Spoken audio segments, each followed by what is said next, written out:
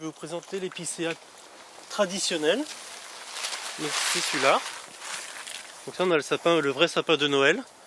Le roi des forêts, comme on l'appelle, l'épicéa commun, a depuis quelques années laissé son trône à de nouvelles espèces de sapins.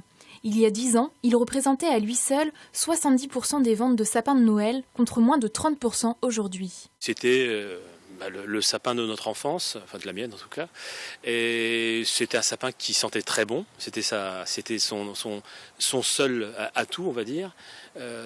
Derrière, il perdait très très rapidement ses aiguilles, il piquait, il avait des couleurs un peu jaunâtres, c'était pas terrible.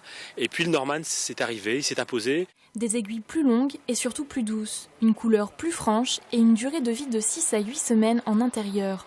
Le Norman semble avoir tout bon, enfin presque. C'est le Norman qui marche le mieux, mais il y a beaucoup de gens qui reviennent à l'épicéa, surtout par rapport au prix.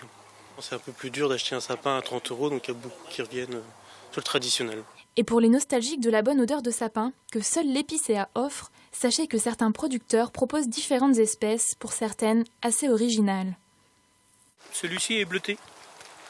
Il est bleuté, il a une meilleure tenue, il tient un petit peu plus longtemps que l'épicéa.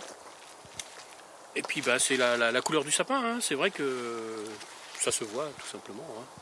Pour un Norman, il vous faudra débourser en moyenne 30 € contre environ 15 € pour un épicéa.